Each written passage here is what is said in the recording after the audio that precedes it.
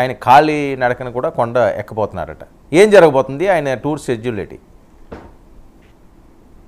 Sir ఒక సాధారణ భక్తుడిలాగా దీక్షను స్వీకరించి సనాతన ధర్మానికి అలాగే హిందూ ధర్మంలో ఆంధ్రప్రదేశ్ లో జరుగుతున్న టెంపుల్స్ లో జరుగుతున్న అపచారానికి సాటి మానవుడుగా ప్రాయశ్చిత్తం దీక్ష చేపట్టి ఆయన దీక్షను విరమించడానికి వెళ్తున్నాడు. దాంట్లో టెన్షన్ హై టెన్షన్ ఏమీ ఉండదు. క్లియర్ గా ఇన్స్ట్రక్షన్స్ అయితే ఇచ్చారు. ఆయన కాలినడకన వెళ్ళేటప్పుడు హై సెక్యూరిటీ ఉంటుంది కాబట్టి ఎవరు కూడా ఆయనతో పాటు నడవాలని ఆయన కలవాలని అలాంటి ప్రయత్నాలు చేయొద్దు దయచేసి. అది సెక్యూరిటీ ప్రాబ్లం ఉంటుంది కాబట్టి. అలాగే ఎవరైనా కలవాలి అనుకుంటే తరువాతి రోజు కొండ మీదకి వచ్చి అవకాశాన్ని బట్టి కలవడం గానీ లేదంటే వారాహి సభలో పాల్గొని కలవడం గానీ చేయొచ్చు. ఎట్టి పరిస్థితుల్లో కూడా ఎవరు కాలినడకన జాయిన్ అవ్వద్దు, ఇబ్బందికరమైన పరిస్థితులు ఏర్పడతాయి కాబట్టి సెక్యూరిటీ సిబ్బంది కూడా ఇబ్బంది పడుతుంది కాబట్టి ఆ కారణాల దృష్టి అని చెప్పారండి. అలాగే దీనిలో హై టెన్షన్ చెప్పుకోవడానికి కానీ అక్కడ ఏదో జరుగుతుందని చెప్పేసి అనుకోవడానికి కానీ ఏమీ లేదు. ఒక ధర్మం యొక్క నియమాలు ఏంటి, నిబంధనలు ఏంటి, రాష్ట్రంలో జరిగినటువంటి ఉల్లంఘనలు ఏంటి, పరమతాన్ని ప్రేమించాలి, మన మతాన్ని మనం ఆచరించాలి అని చెప్పేసి చెప్తున్నటువంటి హిందూ సిద్ధాంతంలో ఆ హిందూ కంట్రీలో ఎందుకని హిందూ మతమే హేళనకు గురవుతుంది, హిందూ మతం ఎందుకు అపచారాలకు గురవుతుంది, దానికి కారణం ఏంటి అనే అంశాల మీద ఇప్పటి వరకు చేసినటువంటి చర్చలు ఇప్పటి వరకు సాగినాయి కాబట్టి అవన్నీ కూడా దీక్ష విరమించిన తర్వాత కొండ మీద ప్రస్తావనకైతే 100% వస్తుంది. అట్లాగే టీటీడీ బోర్డు ఇక మీదట అయినా సరే ఆ బోర్డులో ఏర్పాటు చేసేటువంటి సభ్యులు ఎవరైతే ఉన్నారో వాళ్ళందరూ కూడా ఆ కొండ యొక్క ప్రాశస్యాన్ని హిందూ ధర్మం యొక్క పవిత్రతను కాపాడే విధంగానే పనిచేయాలి తప్ప పార్టీలకి లేదంటే అదొక ఆదాయ మార్గంగా చూసుకొని చేయాల్సిన అవసరం అయితే లేదు అనేది ప్రధాన ఎజెండాగా ముందుకు కొనసాగే అంశం అండి పవన్ కళ్యాణ్ గారి యొక్క ప్రసంగంలో రేపొద్దున. ఓకే, వైసీపీ నాయకులు కొంతమంది డిమాండ్ చేస్తున్నది జగన్మోహన్ రెడ్డి గారిని డిక్లరేషన్ అడిగారు కదా, పవన్ కళ్యాణ్ గారిని ఎందుకు అడగరు, ఆయన కూడా డిక్లరేషన్ ఇచ్చి వెళ్ళాలి అని.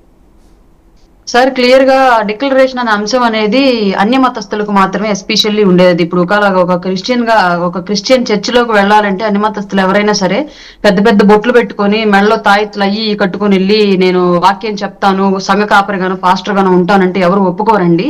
అలాగే ఒక మసీదులోకి వెళ్ళి నేను ఖచ్చితంగా నా మెడలో కాషాయం ధరించేసి నేను ఇల్లు అక్కడ టెంకాయలు కొట్టేసి పూజలు పూలదండలేస్తానంటూ ఒప్పుకోరండి. సంబంధిత ప్రాంతాలకు మత సంబంధితమైనటువంటి ప్రాంతాలకు కొన్ని నియమాలు ఉంటాయి. ఒక హిందువుగా వెళ్లే వాళ్ళు డిక్లరేషన్ ఏమి ఇచ్చుకోవాల్సిన అవసరం అయితే లేదు. హిందూ ఏతరులు ఎవరైతే ఆ దేవుడిని దర్శించడానికి లేదంటే ఏ పని మీద దేవాలయంలోకి అడుగు పెడుతున్నారో వాళ్ళు ఖచ్చితంగా నేను నమ్ముతున్నాను, ఈ కారణం చేత నేను ఇందులో ఈ కారణం చేత నేను విశ్వసిస్తున్నాను అని చెప్పేసి తమ యొక్క అభిప్రాయాన్ని చెప్పి లోపలికి అడుగు పెట్టి వాళ్ళు దైవ దర్శనం మీద వెళ్ళారా ఇంకో కారణం మీద వెళ్ళారా అనేది చూసుకొని బయటికి నిష్క్రమించాల్సిన అవసరం అయితే ఉంది డెఫినెట్ గా. అది ఏ మత ప్రాశస్త్యమైనా సరే అది కంపల్సరీగా ఫాలో అవ్వాల్సిన విషయం. ఒక తిరుపతి అనే కాదు.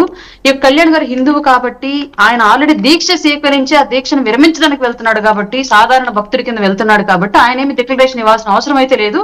అట్లా అడిగారు అంటే దాన్ని అదే ఒక చర్యకు ప్రతి చర్యలాగా మమ్మల్ని అడిగారు కాబట్టి మీరు చేయాల్సిందే అని చెప్పేసి అంటే పిచ్చోళ్ళ సామెతగా అవుతుంది తప్ప అదేమి తెలివిగల సామెతగా అయితే అవ్వదండి. ఓకే, ఏంటి మెగా బ్రదర్ నాగబాబు గారికి రాజ్యసభట అలాగే జనసేనలకు కూడా చాలామందికి నామినేటెడ్ పోస్టులు షురూ అయినాయట. టీటీడీలో కూడా చాలా కీలక భూమికి పోషించిపోతుందట జనసేన, నిజమా? ఈ అటా అని పెట్టారు, నాకు కూడా అటాలాగే ఉంది. క్లారిటీ ఇన్ఫర్మేషన్ అయితే మాకు కూడా పైనుంచి ఏమి ఇప్పటి వరకు లేదండి. కానీ టీటీడీ బోర్డులో ప్రస్తుతానికైతే 2 బోర్డు సభ్యులకు అవకాశం కల్పిస్తున్నారు అని చెప్పేసి అయితే మాకు అంతర్గతంగా ఉన్నటువంటి సమాచారం. అవి పేర్లు ఏంటివి అనేది మేము బహిర్గతంగా చెప్పకూడదు, మాకు పార్టీ నుంచి అఫీషియల్ ఇన్ఫర్మేషన్ ఏది రాలేదు కాబట్టి. మీలాగే మాకు కూడా ప్రస్తుతానికి ఉన్న సమాచారం అటేనండి.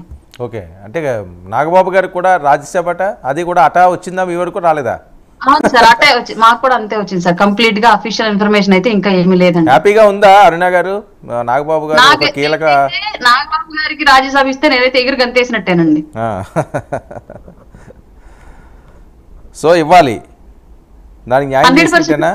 వాళ్ళకి అలాగే సమాజం పట్ల బాధ్యత ఉండి నిస్వార్థంగా రాజకీయాల్లో కొనసాగుతున్న వాళ్ళకి బాధ్యతలు అప్పగిస్తే సొసైటీ బాగుపడుతుంది, ఆ పదవికి కూడా విలువ వస్తుందండి 100%. ఆయనకి ఎలాంటి స్వార్థమో తెలియదు. వ్యవస్థ పట్ల ఏదో చెయ్యాలి, మనం కూడా ప్రజలకి 10 మందికి ఉపయోగపడాలి అనేటువంటి ఒక జిజ్ఞాస ఉన్న వ్యక్తి నాగబాబు గారు. అట్లాంటి వ్యక్తికి ఒక అవకాశం కల్పిస్తే డెఫినెట్ గా ఆయన సమాజాన్ని బాగు చేస్తాడనేది నేను బలంగా నమ్ముతాను. ఆయనకి దగ్గరగా ట్రావెల్ అవుతున్న వ్యక్తిని కాబట్టి నాకు ఆయన గురించి పూర్తిగా తెలుసు. ఓకే, శేఖర్ రెడ్డి గారు సార్ నమస్తే అండి. తిరుమల తిరుపతి దేవస్థానానికి